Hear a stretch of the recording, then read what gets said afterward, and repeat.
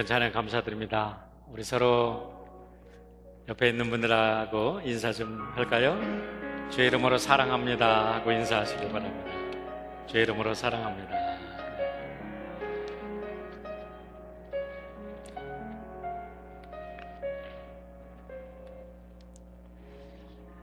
오늘 제자대학 4기 졸업하신 여러분에게 다시 한번 축하드리고요. 너무나 감사합니다. 우리 제자대학 졸업을 축하하기 위해서 우리 멀리 중국에서까지 축하하러 손님이 오셨어요. 우리 김복실 집사님, 귀한 아드님, 며느님, 또 우리 귀한 손주 이렇게 중국에서 휴가를 받았는데 어머니 졸업식에 맞춰서 일부러 왔어요. 너무 감사하죠? 우리 환영부터 할까요? 감사합니다. 네. 환영부터 합니다. 감사합니다.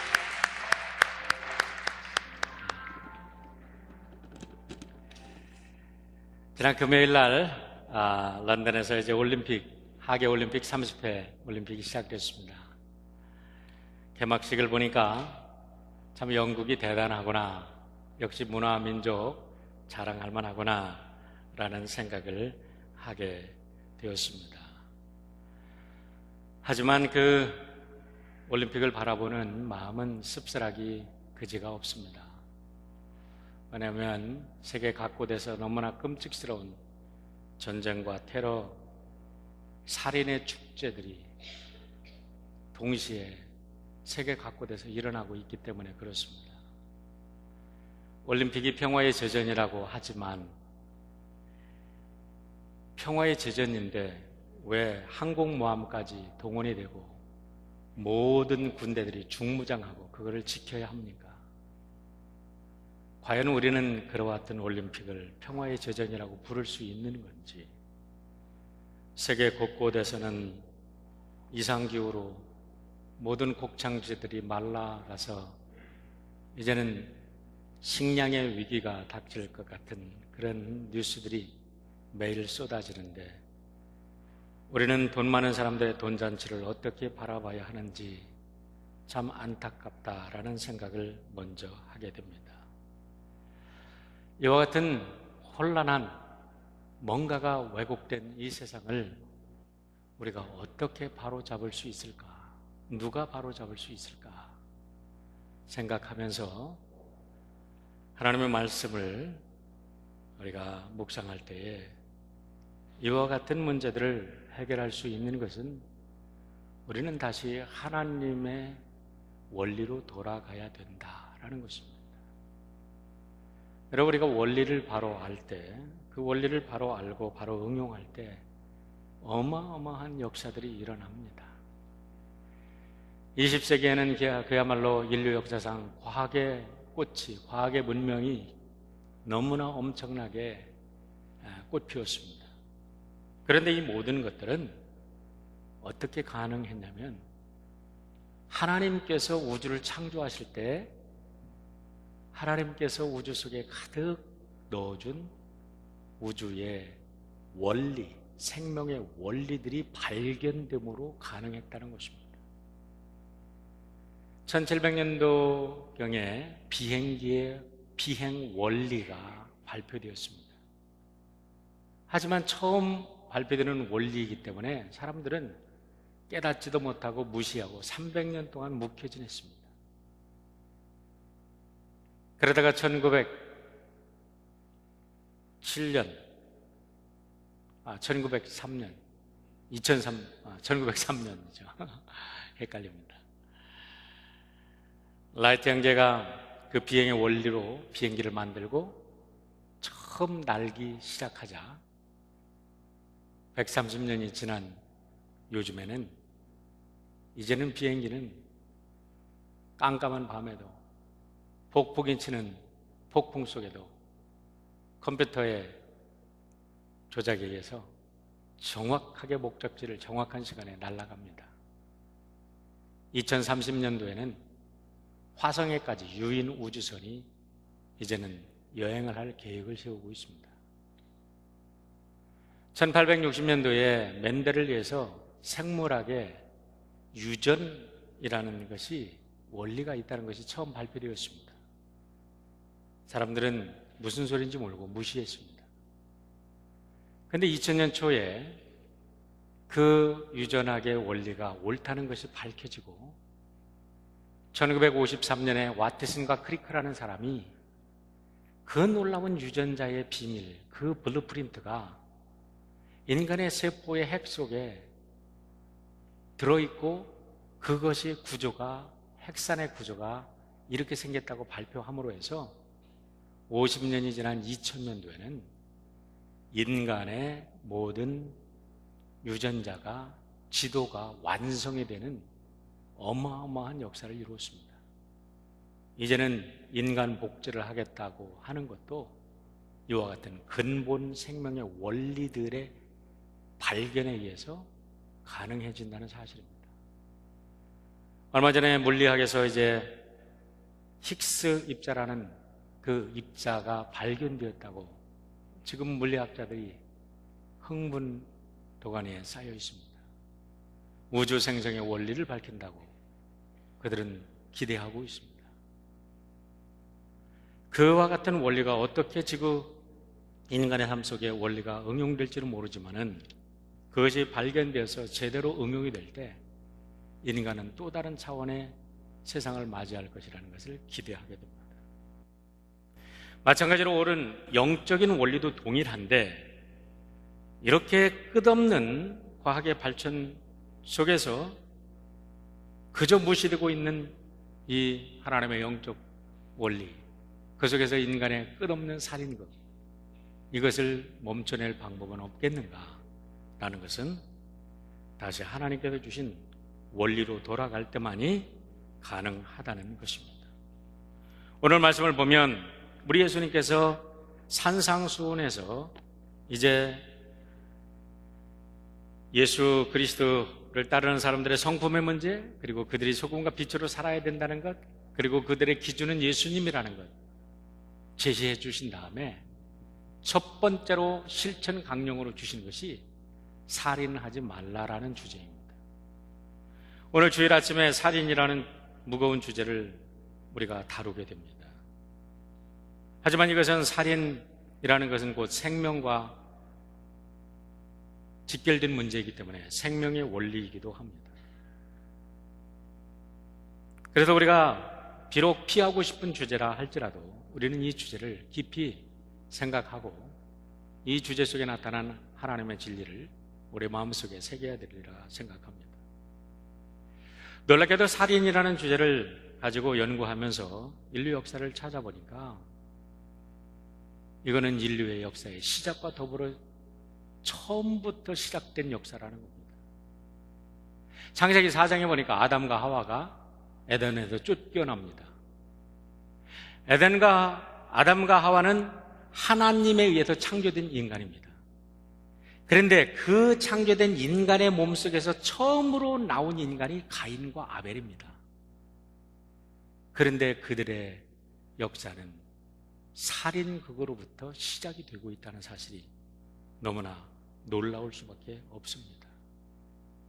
그래서 하나님께서 인간들에게 구약시대에 최초로 가장 먼저 중요하게 사회법으로 주어진 것이 살인에 관한 계명인지도 모르겠다는 생각을 하게 됩니다. 10계명 중에서 4계명은 대인 계명입니다. 대신 계명입니다. 하나님에 대한 계명입니다. 그리고 5번째는 하나님의 대리자로서 부모님이 생명을 주는 부모님을 잘 섬기라는 계명입니다. 그리고서 인간이 어떻게 살아갈 것인가, 인간의 사회 속에서 주어진 첫 번째의 계율이 살인하지 말라라는 것입니다. 여러분, 이 연관성을 우리가 잘 생각해 봐야 돼요. 출애굽기 20장 15절, 신명기 5장 17절을 보면 이 법이 주어질 때 하나님께서는 살인하지 말라라고 단순하게 말합니다. 여기에는 어떠한 조건도 어떠한 컨디션이 붙여 있지 않습니다. 그저 You shall not murder, 너는 살인해서는 안 된다, 이겁니다. 왜요? 생명은 하나님께 속해 있기 때문에 그렇습니다. 욥기 12장 10절에 보면 모든 생물의 생명이 하나님의 손 안에 있고 사람의 목숨 또한 모두 그분의 능력 안에 있지 않느냐라고 욥이 고백합니다. 그렇습니다. 모든 생명은 하나님께로부터 왔고 생명은 하나님께 속한 거기 때문에 우리는 그 생명을 건드려서는 안 됩니다. 하나님 입장에서 아담과 하와를 보면 정말 죽이고 싶도록 미웠을 것입니다. 왜냐하면 그렇게 하나님께서 아름답게 창조한 창조 세계가 아담과 하와에 의해서 오염되어 있기 때문에 그렇습니다. 죄악으로 오염됐잖아요. 그런데 그들이 낳은 첫 번째 자식 가인과 아벨부터 살인극이 벌어지니 하나님 보시기에 가인의 모습이 얼마나 정말 안타까운 모습입니까?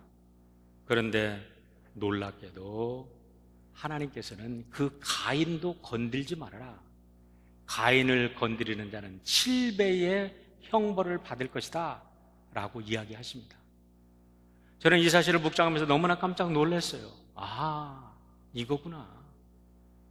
인간의 입장에서는 살인자가 죽도록 미워도 그 살인자의 생명조차 하나님께 속한 것이니까 건들지 말으라는 것입니다.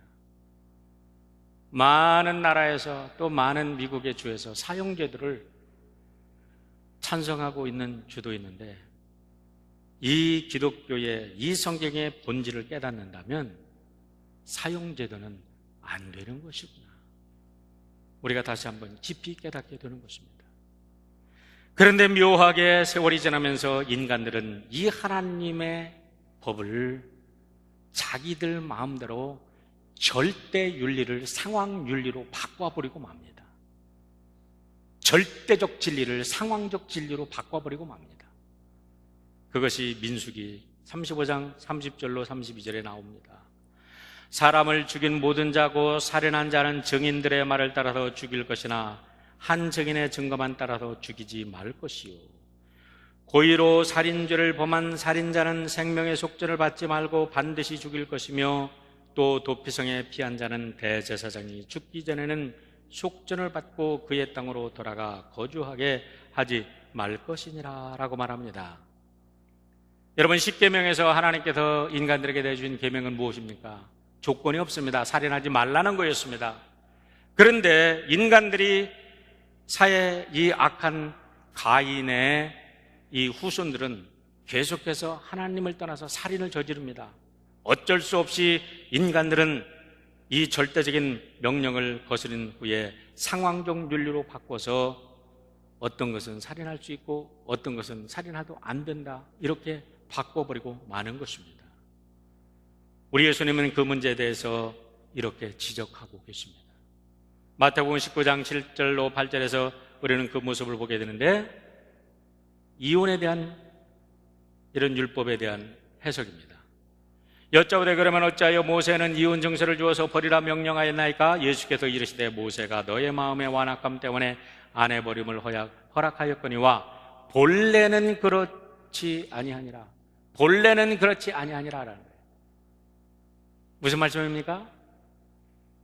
살인의 주제에서 갑자기 이혼으로 나왔는데 원리를 보자는 것입니다. 이혼도 안 된다는 것입니다. 그런데 왜 이혼 정서를 줍니까? 너희들이 완악하기 때문에 어쩔 수 없이 상황 윤리로 바뀌어서 그럴 때는 이혼 정서를 줘서 그 여인들을 보호하는 차원에서 보호하라는 거지요. 마찬가지로 인간이 살인해서는 안 되지만 어쩔 수 없이 인간들의 죄성을 해결할 수 없는 인간들은 상황에 따라서 자기들이 죽이기도 하고 살리기도 하는 이와 같은 살인의 규율을 자기들이 변형시키고 맙니다. 그런데 오늘 본문에서 주님은 그것을 지적하는 것입니다. 21절의 말씀 보세요. 옛사람에게 말하는 바 살인하지 말라, 누구든지 살인하면 심판을 받게 되리라 하였다는 것을 너희가 들었으나 라고 말합니다. 옛사람에게 말한 바, 이 소리는 옛사람들을 통하여 너희들이 들었은 바, 옛사람들이 너희들에게 전해준 이야기에 의하면 살인하지 말라, 살인하면 심판을 받게 되리라는 조건이 붙었다는 거죠. 그러나 그 조건이 붙은 것은 하나님의 뜻이 아니라는 겁니다. 살인에 관한 조건이 없어야 됩니다. 그런데 조건이 붙은 것은 너희들이 붙인 거라는 겁니다. 그렇기 때문에 나는 말한다.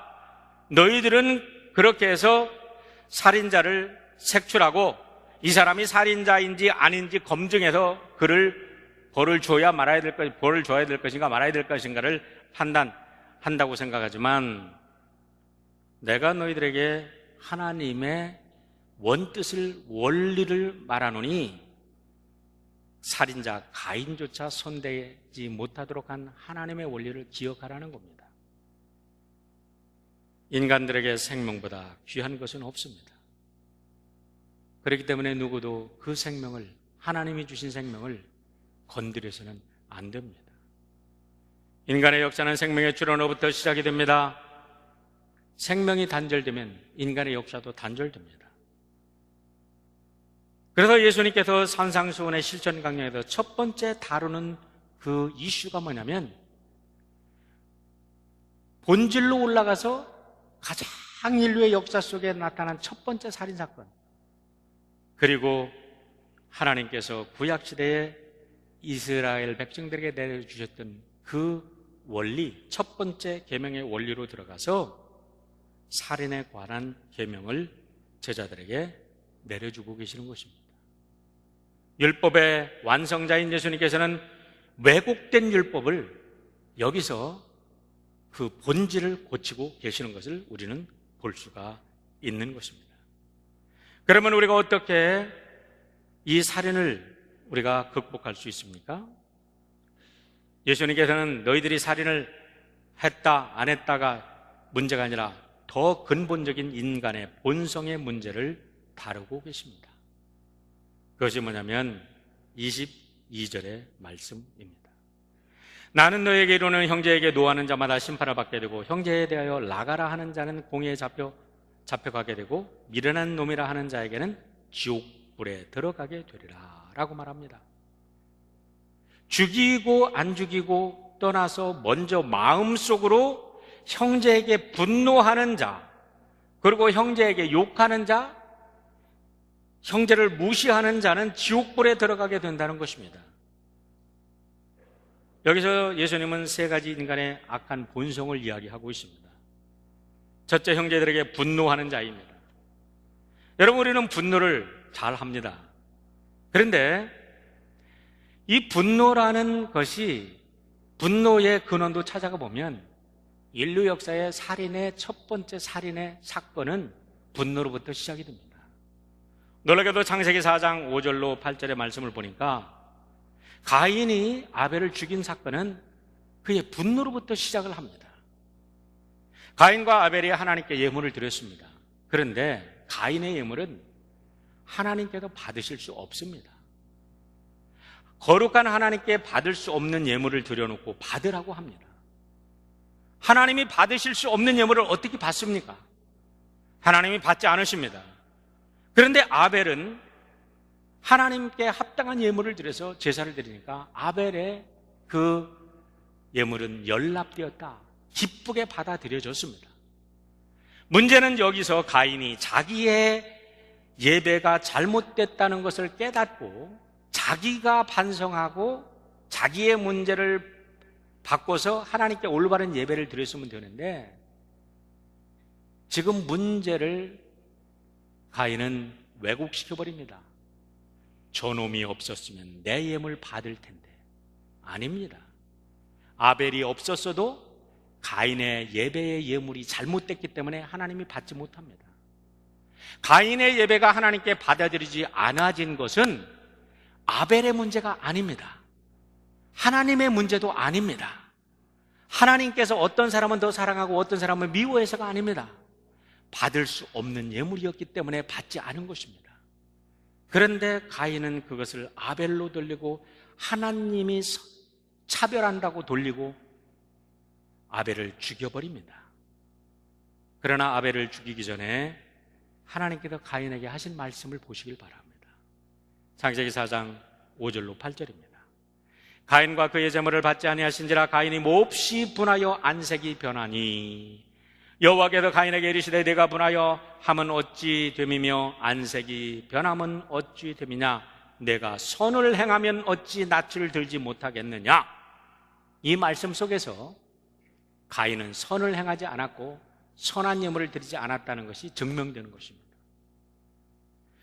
그렇기 때문에 그에게, 그 분노하는 그에게 하나님은 얘기하십니다.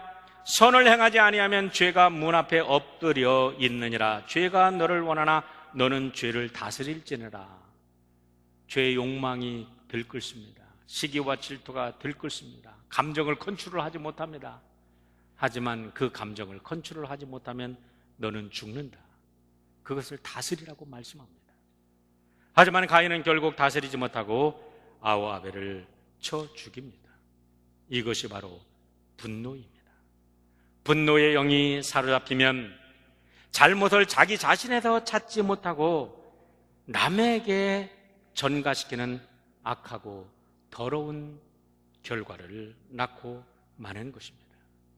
둘째로 하나님께서는, 예수님은 락하라, 욕하지 말라고 말씀합니다.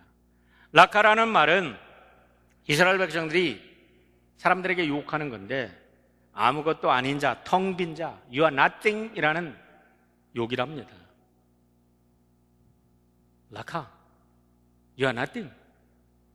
그러면 우리나라 사람들은 막 쌍쇼시 들어가야 되고 막 소리가 막 확 커야 되고, 그러면 욕인 줄 알고 그냥 속으로 you are nothing 그러면 욕이 아닌 줄 알아요. 그런데 이거야말로 가장 큰 욕입니다. 여러분, 어떤 사람이 너한테 개만도 못한 놈 그렇게 욕을 했어요. 그런데 락하라는 말은 너는 개만도 못한 존재라는 것보다 더 심한 욕입니다. 왜냐하면 너는 개만도 못한 놈이다 라는 것은 그래도 존재를 인정합니다. 개만도 못한 존재라는 것도 인정을 받는 거예요. 그런데 락하라는 단어는 존재 자체를 부정하는 겁니다. 하나님께서 만든 그 하나님의 형상을 입은 그 인간 존재를 너는 인간 쓰레기다라는 것도 쓰레기라는 자체의 존재를 인정하는 건데, 쓰레기 많지도 못한 존재 인정하지 않는 거예요. 그러니까 이 락하라는 말에 얼마나 무서운 욕이냐 이 말이에요. 하나님, 창조자 하나님을 욕하는 거고 그 창조자 하나님의 거룩한 형상을 가진 존재를 부정하는 거죠. 세 번째는 너는 바보다, 너는 빠가야로야 라고 욕하는 겁니다. 존재를 부정하고 존재를 무시하는 욕입니다. 여러분, 오늘 존재를 무시하는 것 때문에 얼마나 많은 사람들이 고통을 당합니까? 너는 바보다 하는 것 때문에 우리의 자녀들이 얼마나 고통을 당합니까? 학교에 가서 집단적으로 너는 바보다, 너는 우리 그룹에 끼우면 안 된다라는 것 때문에 우리 아이들이 얼마나 고통당하다가 결국은 유서를 쓰고 자살을 하고 죽어갑니까? 단순한 문제가 아닙니다. 집단적으로 욕을 할 때 왕따가 일어납니다. 그런데 이런 자들에게 하나님은 뭐라고 하십니까? 예수님은 지옥불에 들어간다고 합니다. 지옥불에 들어간다. 근데 그 지옥불이 뭐라고 합니까? 어떤 지옥불입니까? 마가복음 9장 47절로 49절에 보면 이렇게 말씀합니다. 만일 내 눈이 너를 범죄하게 하거든 빼어버리라. 한 눈으로 하나님의 나라에 들어가는 것이 두 눈을 가지고 지옥에 던져지는 것보다 나으니라. 지옥이 어떤 곳이냐? 48절입니다. 거기에서는 구더기도 죽지 않고 불도 꺼지지 아니하느니라. 사람마다 불로써 소금치듯 함을 받으리라 라고 말합니다. 여러분, 이것이 바로 형제에게 분노하고 형제의 존재를 부정하고 형제 자매를 무시하는 자에게 주어지는 형벌이라고 이야기합니다. 왜냐하면 이것이 살인으로 연결되기 때문에 그렇습니다. 살인죄가 이렇게 무시한 죄입니다. 하나님이 지은 생명을 거부하는 것, 인간으로서는 절대적으로 건드려서는 안 된다는 것입니다. 상황 아닙니다. 어떠한 상황 속에서도 여러분, 생명은 내게 아니라 하나님의 것이라는 것을 인정하시길 바랍니다. 그런데 재미있는 것은 우리 예수님께서 이 살인에 대한 얘기를 하다가 갑자기 예배로 연결시키고 있다는 것입니다. 23절의 말씀 보세요. 그러므로 예물을 제단에 드리려다가 거기서 내 형제에게 원망 들을 만한 일이 있는 것이 생각나거든 예물을 제단 앞에 두고 먼저 가서 형제와 화목하고 그 후에 와서 예물을 드리라 라고 말합니다. 가만히 보면 논리도 맞지 않고 웬 뚱딴지 같은 말입니다. 오늘 제가 목회 수상에 썼는데 뚱딴지가 뭔지 모르시죠, 여러분? 뚱딴지가 돼지 감자입니다. 근데 그 돼지 감자 저는 어렸을 때 많이 먹고 자랐거든요. 우리 집에 돼지 감자가 많이 컸어요. 근데 맛이 없습니다. 그냥 뭐 싱겁고 찝찝하고 뭐 달콤하지도 않아요. 물이 많고 생강같이 생겼어요.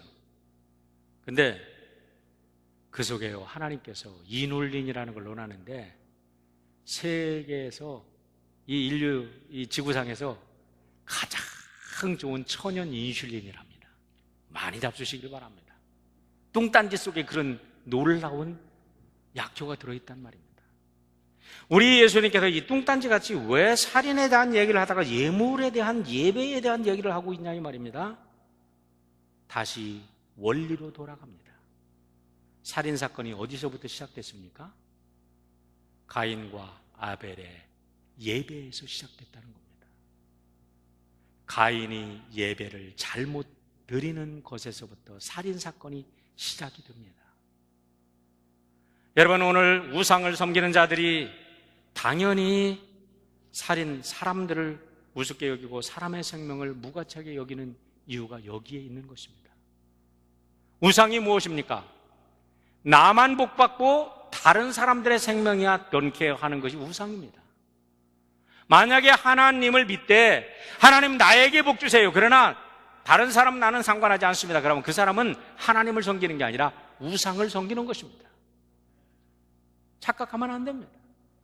우리가 진정한 하나님을 섬긴다 그러면 우리는 우리를 통하여 하나님의 생명이 이 땅에, 하나님의 축복이 우리를 통하여 다른 사람에게도 흘러나가는 역사가 있을 때 우리가 진정한 하나님을 섬기는 사람들이 되는 줄 믿습니다. 하나님을 섬기는 것을 너무나 잘못 생각하는 사람들이 많이 있습니다. 많은 뜻 있는 목사님들이 이렇게 이야기합니다. 미국에서 가장 큰 우상 숭배가 집중적으로 일어나는 시간이 어떤 시간이냐면 주일날 예배 시간이랍니다. 참된 하나님의 진리가 선포되지 못하고 참된 하나님께서 하나님께 예배드리는 게 아니라 인간의 욕심을 우상으로 만들어 놓고 인간의 탐욕과 정욕에 맞는 메시지만 증거하고 누구나 다 내복 하는 거, 그거 채워주면 오늘 은혜 받았다 하고 하나님의 창조의 세계에 대해서는 관심도 쓰지 않는 그와 같은 예배, 그와 같은 예배 때문에 가장 큰 우상 숭배가 주일날 아침에 이루어지고 있다는 것입니다. 여러분과 저의 예배는 어떠합니까? 많은 사람들이 또 하나 착각하는 것은 주일날 예배 1시간 드리는 것을 예배로 생각합니다. 그러면서 하나님은 어디나 계시죠? 하나님은 임마누엘 하나님입니다. 하나님은 전지전능하십니다. 하나님은 무소부재하십니다. 말로는 잘 이야기합니다. 하나님은 무소부재하십니다 그래 놓고서 파킹라스에 나가서 쌈을 합니다. 하나님은 무소부재하십니다 하면서 차 안에 가서 집에 가면서 그냥 아내하고 막 가십을 늘어놓고 막 남을 비난하고 막 욕을 하고 또 더군다나 남편하고 아내하고 막 쌈을 하고 가정에 가서, 직장에 가서 마치 하나님이 어디나도 계시지 않은 것처럼 행동합니다. 그것은 예배가 아닙니다. 진정한 하나님의 예배는 정말 우리의 고백대로 우리들의 가정에서, 우리들의 삶 속에서 매 순간순간마다 하나님이 나를 보고 계시고 내가 하나님의 임재 안에 있고 내 삶이, 내 생활이 하나님께 드려지는 예배로 드려질 때 진정한 예배가 되는 줄 믿습니다. 그렇게 참 예배를 드리는 사람이 어떻게 살인을 합니까? 그렇게 참 예배를 드리는 자가 어떻게 사기를 칩니까? 그때 참 예배를 드리는 자가 어떻게 도적질을 합니까? 여러분, 우리가 예배를 잘못 드리는 데서 모든 살인사건으로 연결된다는 사실을 잊지 마시기를 주의 이름으로 축원합니다.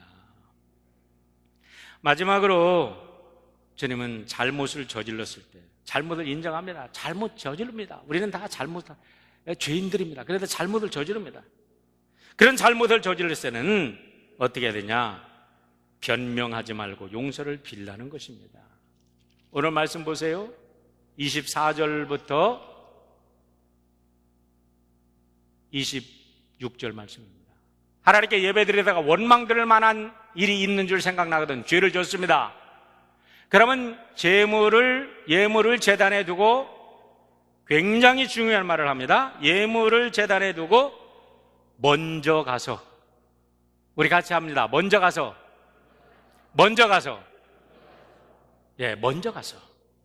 그 다음에 25절에도 굉장히 중요한 말씀을 합니다. 너를 고발하는 자와 함께 길에 있을 때 급히 사과하라. 우리 옆에 있는 분들하고 같이 얘기합시다. 급히 사과하라. 이 두 말씀이 너무나 중요한 말씀입니다. 먼저 가서 급히 사과하라라는 거예요. 프로액티브한 사람이 되라는 거예요. 리액티브한 사람이 되지 말라는 거예요. 먼저 잘못을 깨달았으면 다른 사람한테 잘못을 들키기 전에 깨달은 순간 바로 가서 잘못했다고 용서를 빌라는 겁니다. 다른 사람들한테 다 잘못이 들켜가지고 창피해 다 당하고 그냥 수치 다 받고, 그때도 어쩔 수 없이 꼽겨가지고 재판관이 가가지고 돈 물어내? 그러면 그때 가서 돈 물어내려고 쌈박질 하지 말고, 잘못했다? 어이구 이거는 하나님 앞에 안 되는 일이다. 먼저 가서 급히 사과하라는 거예요. 핑계하지 말라는 겁니다. 여러분, 하등생물은요 항상 리액션만 합니다. 제가 4년 동안 대학 다닐 때 날마다 하등생물 관찰만 하고 그게 공부하는 가끔 가다가 이제 아메바를 떠다 놓고 이게 관찰을 합니다. 아메바는요 언제나 건드리면 리액션해요. 프로액티브하게 행동하지 못합니다. 영성이 성숙한 사람도 마찬가지예요. 인격이 성숙한 사람도 마찬가지예요. 인격이 성숙한 사람은 먼저 하는 거예요. 먼저 잘못했다고 얘기하는 거예요. 그러나 인격이 잘못된 인간이 먼저 잘못했다는 소리 안 합니다. 절대 안 하죠. 잘못이 발견되는데도 안 해. 그건 하나님의 자녀가 아니라는 거예요. 사랑하는 성도 여러분, 우리가 기억해야 됩니다. 핑계대지 말아야 합니다.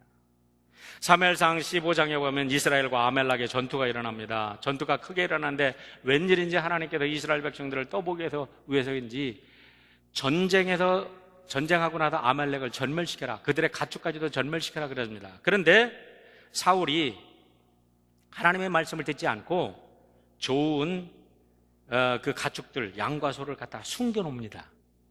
그 모습을 하나님이 보시고 내가 사울을 택하는 것을 후회한다고 합니다. 그 얘기를 듣고서 사무엘이 감사도록 고통하며 눈물을 흘리며 철야기도를 합니다. 제가 꾸며낸 얘기가 아니에요. 그 성경에 나와요. 철야기도를 합니다. 그리고 가서 이야기합니다. 사울한테 이야기를 합니다. 그때 사울이 뭐라고 변명하는지 아세요? 사울이 이르되 그것은 무리가 아말렉 사람에게서 끌어온 것인데 백성이 당신의 하나님 여호와께 제사하려 하여. 얼마나 치사합니까? 지가 허락해놓고서 백성이 그렇게 합니다. 당신이 나에게 준 저 여자 때문에 그대로 어디서 많이 들은 것 같죠? 이렇게 한다는 거죠. 여러분, 우리가 잘못했을 때 우리 다 잘못합니다. 다윗을 보세요. 사무엘하 12장에 보면 다윗이 정말 엄청난 잘못을 저지릅니다. 바세바를 범하고 우리아를 죄를 은폐하려고 사지에 몰아내서 죽입니다. 하나님의 선지자 나단이 가서 다윗을 호되게 책망합니다. 책망을 어마어마하게 받습니다.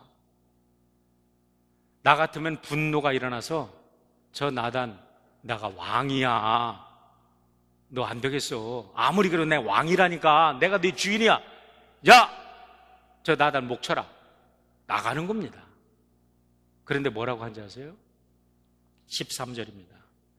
다윗이 나단에게 이르되 내가 여호와께 죄를 범하였노라. 내가 여호와께 죄를 범하였노라. 얼마나 심플합니까? 변명하지 않습니다. 여러분, 우리가 하나님께서 죄를 졌을 때에 성령께서 우리의 마음속에 죄를 깨닫게 해주시면 하나님 죄송합니다. 내가 죄인입니다. 제가 제 죄를 달게 받겠습니다. 그러면요, 그 죄값 달게 받을 때에 힘들고 어렵지만 우리 하나님께서 그거에 100배의 축복을 주실 줄 믿습니다. 죄 짓고 나서 핑계하지 말고, 죄 짓고 나서 변명하지 말고, 우리는 하나님 앞에서 살아있는 하나님을 예배하는 하나님의 백성으로 진실로 승복하고 진실로 승리하는 우리 하나님의 축복된 백성들 되시길 주의 이름으로 축원합니다. 기도하겠습니다. 사랑의 아버지 하나님, 감사합니다. 세상이 너무나 험난하고 어렵습니다. 하지만 그 험난한 세상 바꿀 사람이 바로 너라고 주님이 말씀하십니다. 오늘 예배하는 우리 하나님의 귀한 백성들 모두가 이 땅에 소금과 빛으로 살게 하시고, 우리가 가는 곳에 분노가 사라지고 형제와 친구 간의 시기와 질투와 욕설이 사라지고 사람을 죽이는 악한 영들이 사라지게 도와주시옵소서. 예수님의 이름으로 기도하옵나이다.